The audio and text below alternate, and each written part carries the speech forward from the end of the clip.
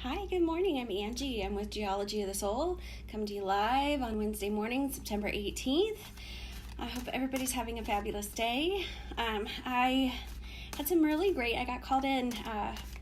My dear friend Melissa of the Ninth House was unable to do Tarot Tuesday at a local brewery, Crooked Tooth, so I'll give Crooked Tooth a shout out. She usually does with the Ninth House Tarot Tuesday every other Tuesday over at Crooked Tooth, and she wasn't feeling well, so she asked me to go rep the Ninth House last night.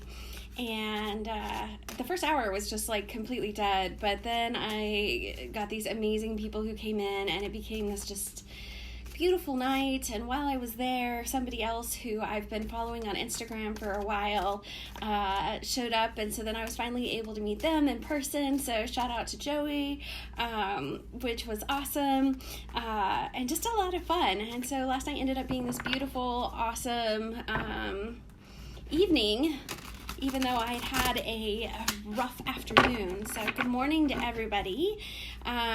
Let's see. So today we are on our last day of the heart chakra, and we are going to be asking, well, if you're doing the badass, it's a we.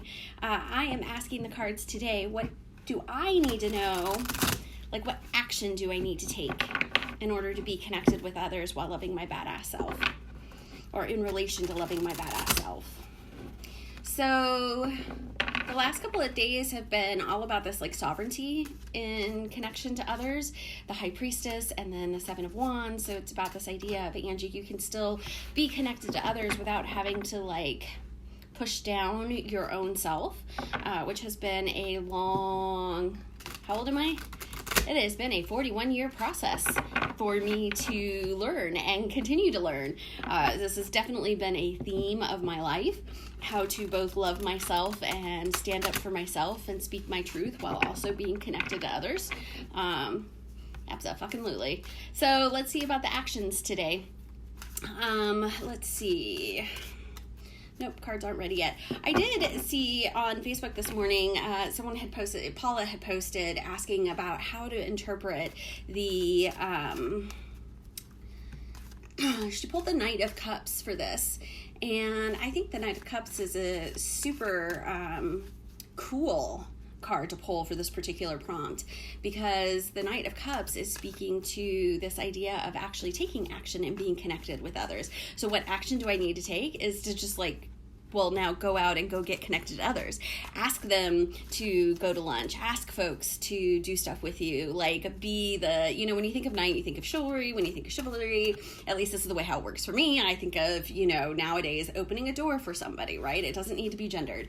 So it's this idea of opening that door to connections with others. And by pulling the Knight of Cups, the cards are telling Paula to take that first step, to be the person who opens the door for others to come in. So I thought that was really, really sort of beautiful and gorgeous. So I'm curious to see what I'm gonna pull up on this. Nicole pulled ran. I'm not quite sure how to pronounce that, but I don't know that particular goddess, so I'm really curious, Nicole. I'm gonna go, I have the Dark Goddess app as well, and I'm gonna go look her up and figure out what that is, because that's really interesting. Okay, so I got a jumper as I was talking. So my action that I need to take is the Chariot. So that's actually very similar to me to that Knight of Cups, except cups have to do specifically with emotions and the Chariot does not necessarily. So also fucking Chariot, man. I know how Serendipity is going to feel about seeing this pop up, even if it's not in one of their own readings, just in general, because this has been a stalker card for them. So see how like he looks all, oh, sorry, I'm like reading the comments about Rayanne. I'll come back to that in a minute. He looks knightly, right? Sort of courtly. So sort of like what I was talking about, but he's also the Chariot. So he's the person who, this is the action that I need to take is to just like go do it.